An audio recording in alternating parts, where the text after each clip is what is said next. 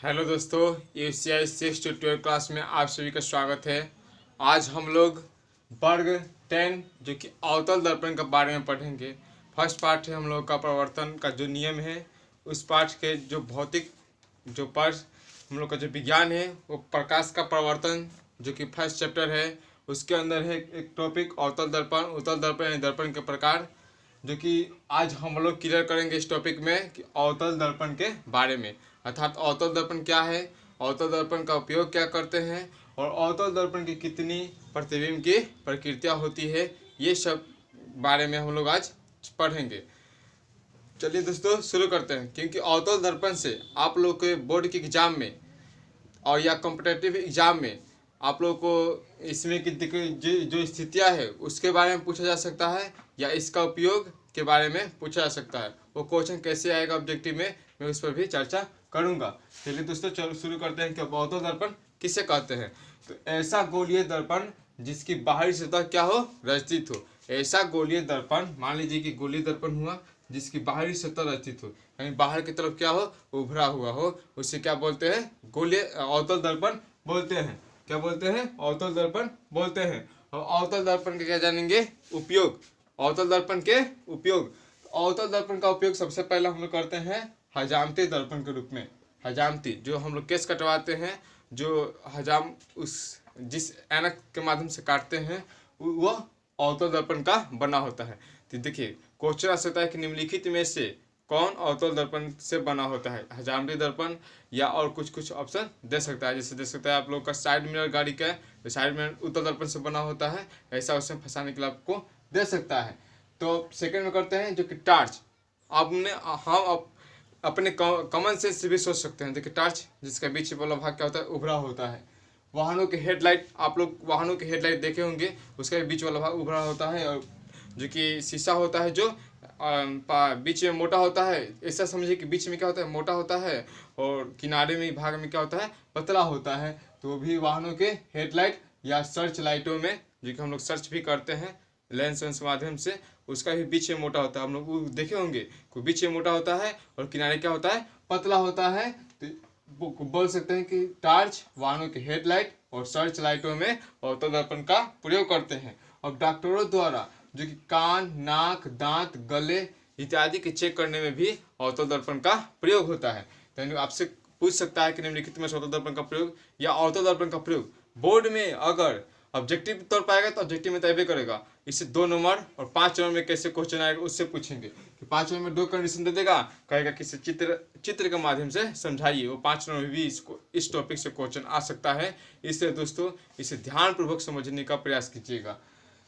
तो डॉक्टरों द्वारा रोगियों को कान, नाक, दांत, गले इत्यादि के जो चेक करते हैं, उसके जो ऐनक बनता है, दर्पण बनता है, वो अवतल दर्पण का बना होता है।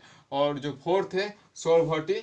सौरभट्टी में जो सूर्य के उष्मा ऊर्जा को केंद्रित करने में भी किया जाता है। मतलब जो सौरभट्टी लगा होता है, उस जो सूर्य होते हैं उसके जो उष्मा होते हैं उस एक जगह इकट्ठा करने में भी अवतल दर्पण का क्या कहता है, प्रयोग किया जाता है। क्योंकि बीच में मोटा होता है, चारों तरफ से लाकर एक जगह केंद्रित करता है, जिससे वहाँ पर क्या होता है, उसमें अधिक प्राप्त होता है। अब हम लोग जानेंगे कि अवतल दर्पण की स्थितियाँ क्या होती है। तो अवतल दर्पण तो एक ही कंडीशन में, सिर्फ एक ही कंडीशन में आभासी बन सकता है।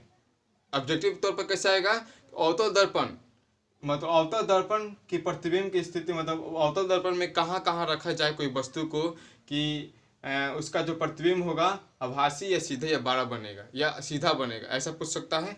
जब आभासी बनेगा तो गारंटी है कि वो सीधा बनवे करेगा। तो देखिए, तो ध्रुव P और F के बीच में, ये ऑब्जेक्टिव के तौर पाई गई चार्ट से कि वक्रता केंद्र पर रखने पे क्या होगा, C पर। ठीक है, वक्रता केंद्र तो C पर, वक्रता केंद्र पकड़ के जा रहा है तो वक्रता केंद्र पर ही बनेगा। अगर ध्रुव और फोकस के बीच रखा जा रहा है, किस पर, ध्रुव और फोकस के बीच में, जब फोकस बोले तो फोकस को हटा देना है। क्या करना है, फोकस को हटा देना है, फोकस की जगह पर अनंत बोलना है। और जब अनंत बोले तो अनंत को हटाकर क्या बोलना है माइंड से, फोकस। ऑप्शन में खोजना है फोकस। ठीक है, तो चलते हैं इसको चित्र के माध्यम से हर कंडीशन पर अब हम लोग चर्चा करते हैं। तो पहले हम लोग इसको हल करने के लिए हम लोग के पास आएगा, इस स्थिति को दर्शाने के लिए P, F, C ये सब आएगा। तो पी का किसे कहते हैं, ध्रुव किसे कहते हैं।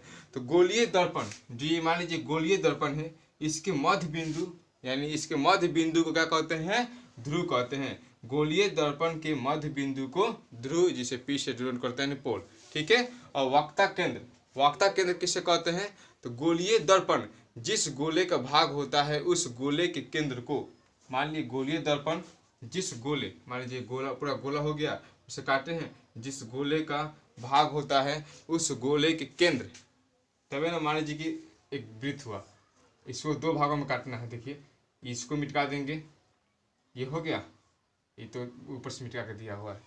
तो बुझिए कि गोलीय दर्पण के जिस भाग को, मतलब जिस भाग को उस गोले का केंद्र कहते हैं, दर्पण का वक्ता केंद्र कहते हैं, जिस भाग को डिनोट करते हैं सी, इसे सी से डिनोट करेंगे, सी से वक्ता केंद्र को डिनोट करेंगे। अब हम लोग आएगा फोकस, क्या आएगा, एफ फोकस। तो फोकस अवतल दर्पण के मुख्य अक्ष, ये क्या होता है, मुख्य अक्ष, जैसे पी और देखिए सी, ये क्या हुआ, मुख्य अक्ष हुए, यानी वक्ता केंद्र पोल। तो मुख्य अक्ष के समांतर आती हुई जो किरण होती है, मतलब मुख्य अक्ष के समांतर जो आती है किरण, वो दर्पण से परावर्तन के बाद, दर्पण से टकराने के बाद क्या होती है कि जिस अवतल दर्पण पर जहाँ मिलती है, मुख्य अक्ष पर जहाँ मिलेगी उसे क्या बोलेंगे, फोकस, एफ से जिसे डिनोट करते हैं। अब हम लोग चलते हैं सभी कंडीशनों को बारे में जानकारी लेने के लिए। आशा करता हूं कि दोस्तों आप लोग अवतल दर्पण के बारे में समझ गए होंगे, उसके उपयोग से ही अवतल दर्पण को अपने माइंड में मैपिंग कर लिए होंगे कि बीच में मोटा और ये पतला होना चाहिए। और अवतल दर्पण का उपयोग जान गए होंगे कि ज्यामितीय दर्पण के रूप में, टार्च वाहनों हेडलाइटों के रूप में, सर्च लाइटों के रूप में, डॉक्टरों द्वारा रोगियों नाक कान दांत गले के रूप में, सौर भट्टियों में सूर्य की उष्मा ऊर्जा को केंद्रित करने में किया जाता है। अब चलते हैं फर्स्ट कंडीशन को देखने के लिए, कैसा उसका चित्र पूछेगा, मतलब पूछ सकता है कि जब वस्तु को ध्रुव तथा एफ के बीच में रखा जाए तो उसकी प्रतिबिंब की स्थिति दर्शाइए। तो देखिए मान लीजिए कि हम लोग ये अवतल दर्पण बना लेंगे फर्स्ट कंडीशन में, तो यहाँ पे दे देंगे, देखिए इसे करेंगे पोल, यहाँ पे एफ, ये वक्ता केंद्र हमेशा दिखाना है। और एक कंडीशन कि हम कोई वस्तु को दिखाएंगे यहाँ पे ए बी से, इसका प्रतिबिंब बनाएंगे हम लोग ए डैश बी डैश से, ठीक है। अर्थात देखिए जब हम लोग इस सब कंडीशन को दिखाएंगे तो हमें ये 4-5 बिंदु याद रखना है कि पी हम दर्पण का ध्रुव को दर्शाएंगे जो बताए हैं, सी दर्पण का वक्ता केंद्र के बारे में बताएंगे, और एफ जो कि दर्शाएगा कि फोकस दूरी है दर्पण का, और जो कि पीसी है वो दर्पण में क्या है, मुख्य अक्ष है। अभी बताएं कि मुख्य अक्ष के समांतर जा रही थी और अवतल दर्पण पर टकरा रही थी। और ए बी जो कि हम कोई वस्तु रखेंगे तो ए बी से डिनोट करेंगे, और जो प्रतिबिंब होगा वो ए डैश और बी डैश होगा। चलिए दोस्तों फर्स्ट कंडीशन को अब हम लोग फॉलो करते हैं। तो फर्स्ट कंडीशन हम लोग का ये है कि जब वस्तु को देखिए ध्रुव और पी के बीच में रखना है, ध्रुव और एफ के बीच में रखना है, तो वस्तु रख लीजिए, यहाँ पे ध्रुव और एफ के बीच में रखे हैं, वस्तु रख लिए, ठीक है। ये अवतल दर्पण बना लीजिए, ध्रुव और एफ के बीच में ए और बी को रखे हैं। तो कह रहा है कि दर्पण के पीछे दर्शा दीजिए, ऐसा दर्शाना है अपने बोर्ड के एग्जाम में, जो कि आप लोग क्या कीजिएगा स्केल के माध्यम से इस सबको दर्शाइएगा। अब देखिए यहाँ से हम लोग क्या करेंगे, पहले फोकस से गुजारेंगे, ठीक है, फिट के माध्यम से फिट रखेंगे, उसको गुजारेंगे, यहाँ से डायरेक्ट दिखाएंगे बिंदु, ठीक है, लंबा दिखाएंगे, और इससे इसको दर्शाएंगे, ठीक है। चलिए, और जहां मिलेगा जो कि ऊपर वाला शीर्ष है, यहाँ से शीर्ष से गुजारेंगे, ये बनाने का बेहतरीन तरीका है। और जहां मिलेगा उसको दर्शा देंगे। इसका सीधा देखिए ए डैश और बी डैश उल्टा नहीं बन रहा है, ए डैश और बी डैश इसका जो कि प्रतिबिंब बनेगा। आप लोग फिर से समझिए, एक गोलीय दर्पण बनाया जाएगा जो कि अवतल दर्पण होगा, वैसे पी एफ सी आप लोग जान गए हैं क्या क्या होता है, उसे दर्शाएंगे। और बोल रहा है कि पी और एफ के बीच में एक वस्तु रखिए, हमने वस्तु भी रखा, उसके बाद से एक फोकस से गुजरता है और वक्ता केंद्र से गुजरता है ऊपर, जिस जहाँ ये कटान बिंदु होगा दोनों गुजरने पर, तो इसे डॉट डॉट दर्शा देंगे, वो ए डैश और बी डैश क्या होगा, उसका प्रतिबिंब हो जाएगा। तो इस तरह से जान सकते हैं कि दर्पण जब ध्रुव और एफ के बीच रखा जाता है तो दर्पण के पीछे आभासी यानी सीधा बनबे की, पीछे बनेगा तो, और सीधा और बड़ा इस वस्तु से देखिए इतना चक्कर था और इससे बड़े बनेगा, ठीक है। आशा करता हूँ कि कंडीशन आप लोगों को समझ में आ गया होगा। चलते हैं नेक्स्ट क्वेश्चन पर। नेक्स्ट क्वेश्चन हम लोग का ये है कि जब वस्तु को F पर रखा जाता है, जब वस्तु को, नेक्स्ट कंडीशन है हम लोग का, जब वस्तु को F पर रखा जाता है। देखिए तो हम बताए थे कि जब फोकस F कहेगा तो बुझ जाएगा कि उस प्रतिबिंब कहाँ जाएगा, अनंत पर जाएगा। खाली फोकस है तो अनंत, और किसी कोई दिया होता, मान लीजिए दिया होता ध्रुव फोकस तो अनंत ध्रुव, ऐसा मतलब फोकस अभिवाक्यता केंद्र तो अनंत अभिवाक्यता केंद्र, ऐसा हो सकता है। फोकस जगह अनंत, अनंत की जगह पर फोकस हम लोग को माइंड मैपिंग कर लेना है। देखिए तो अवतल दर्पण बना लेते हैं। अवतल दर्पण यहाँ पे P, यहाँ पे क्या हुआ F और C। तो बोल रहा है कि F पर ही कोई वस्तु को रखना है, तो F पर वस्तु हम लोग का रखा गया। ठीक है, F पर वस्तु रखा गया। इसका प्रतिबिंब, इसका प्रतिबिंब कहाँ बन रहा है, अनंत बन रहा है। इसका प्रतिबिंब कहाँ बन रहा है, तो अनंत बन रहा है। देखिए एक यहाँ से कंडीशन आएगा, और सेकेंड जो कि वार्ता केंद्र से इधर से टकरा, इधर से जा रहा है, इधर से आ रहा है, जो कि कहाँ बन रहा है हम लोग का, अनंत बन रहा है, जो कि बहुत ही बड़ा प्रतिबिंब बनेगा। जब फोकस पर रखा जाएगा तो अनंत पर, वास्तविक और उल्टा बहुत बड़ा प्रतिबिंब बनेगा। ठीक है दोस्तों, आशा करता हूँ कि ये भी आप लोग जो चित्र के माध्यम से होगा ये आप लोग अच्छी तरह से समझा पाइएगा, या अपने बोर्डों में लिख दीजिएगा। देगा क्वेश्चन, देखिए अब दोनों में कैसे पूछ सकता है कि जब F पर वस्तु रखा जाए तो प्रतिबिंब की स्थिति बताइए। जब F पर वस्तु रखा जाएगा तो प्रतिबिंब की स्थिति बता दीजिएगा। अगर इसी क्वेश्चन को 5 में कैसे पूछा जा सकता है कि अवतल दर्पण में प्रतिबिंब की प्रकृति और या स्थिति को दर्शाइए, और पूछ सकता है कि ध्रुव P तथा F के बीच में रखा गया है, सेकेंड F पर रखा गया है। तो जब दोनों बनाइएगा तो 2.5 नंबर जोड़कर 5 नंबर आप लोग को क्वेश्चन में पूछा जा सकता है, जो कि काफ़ी ही इंपॉर्टेंट है। आशा करता हूँ ये भी टॉपिक आप लोग को समझ में आ गया होगा। चलते हैं नेक्स्ट टॉपिक पर। नेक्स्ट टॉपिक हम लोग का है कि जब वस्तु फोकस और वक्ता केंद्र के बीच में रखा हो। मान लीजिए क्या हुआ, अवतल दर्पण हुआ।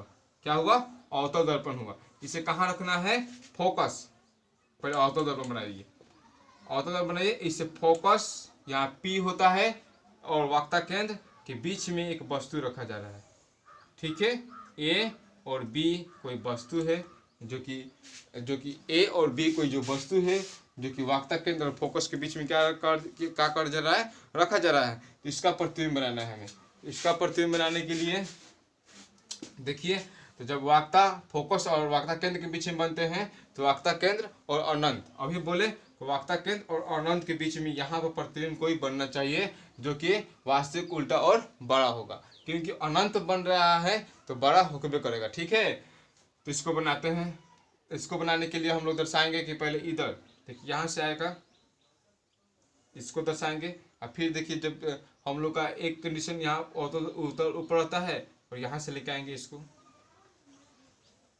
और जहाँ मिलेगा ये दोनों बिंदु, फिर स्केल से करेंगे तो एकदम सीधा आएगा। ठीक है, और जहाँ ये मिलेगा उसको दर्शा देंगे, और यहाँ पे लिख देंगे A डैश और B डैश, क्योंकि क्या हो रहा है, जो दर्पण का मुख्य अक्ष है उसके नीचे बन रहा है प्रतिबिंब, नीचे बन रहा है ना, तो क्या बनेगा, उल्टा बन रहेगा। और सेकंड कंडीशन में भी जो हम लोग का अनंत बन रहा था वो भी नीचा बन रहा था, मुख्य अक्ष के, वो भी उल्टा बन रहा था। ठीक है, तो यहाँ पे हम लोग इस माध्यम से, चित्र के माध्यम से दिखा देंगे। ठीक है दोस्तों, आशा करता हूँ कि ये भी आप लोग को टॉपिक समझ में आ गया होगा। चलते हैं नेक्स्ट, जो कि हम लोग पहुँच चुके हैं 4 टॉपिक पर। हाँ, वक्ता केंद्र और C के बीच रख दिए हैं, और वक्ता केंद्र पर ही रखना है। देखिए ये क्या हुआ, अवतल दर्पण हुआ। अवतल दर्पण हो गया वक्ता केंद्र, उसके बाद से यहाँ पे हो गया F, ये हो गया P। यहाँ पे वक्ता केंद्र पर क्या रखना है, एक वस्तु, मान लीजिए A और B। ठीक है, A B एक वस्तु रख लिए। अब बताना है कि प्रतिबिंब की प्रकृति है वो कैसा होगा, और जो चित्र होगा वो कैसा होगा। तो देखिए यहाँ पे से जो जाएगा वो उसका प्रतिबिंब फिर टकराते हुए कहाँ से आएगा, मान लीजिए F। ठीक है, यहाँ पे F की ओर वो गुजरेगा, और फिर एक कंडीशन में आएगा, यहाँ से आएगा प्रतिबिंब, और फिर दर्पण से टकराते हुए फिर यहाँ पे जहाँ पे कटान बिंदु ऐसा आएगा कि कटान बिंदु पे ये क्या होगा, तुरंत मिलेगा। ये वक्ता केंद्र पर ही दोनों आकर टकरा जाएंगे। तो वक्ता केंद्र पर दोनों आकर टकरा जाएंगे तो इसका प्रतिबिंब देखिए यहाँ पे क्या हो जाएगा, यहाँ पे हम लोग का हो जाएगा, देखिए भी उल्टा बनता है, यानी A डैश यहाँ पे हो जाएगा, B डैश यहाँ पे हो जाएगा। ठीक है, A डैश यहाँ पे हो जाएगा और B डैश यहाँ पे हो जाएगा, जो कि वक्ता केंद्र पे ही हम लोग का उल्टा प्रतिबिंब। इस माध्यम से देखिए चित्र ऐसा बन सकता है, ऐसा ऐसा जाएगा। यहाँ पी होता है, यहाँ एफ होता है, यहाँ सी होता है।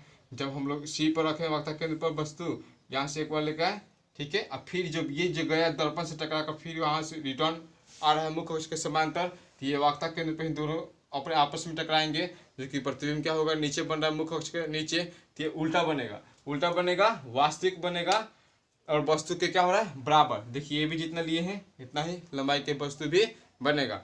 आशा करते हैं कि ये भी कंडीशन आप लोगों को समझ में आ गया होगा। चलते हैं नेक्स्ट कंडीशन पर। नेक्स्ट कंडीशन है हम लोग का वक्ता केंद्र सी और अनंत के बीच जब रखा जाता है। वक्ता केंद्र सी और अनंत के बीच रखना है। वक्ता केंद्र सी और अनंत के बीच में रखना। चलिए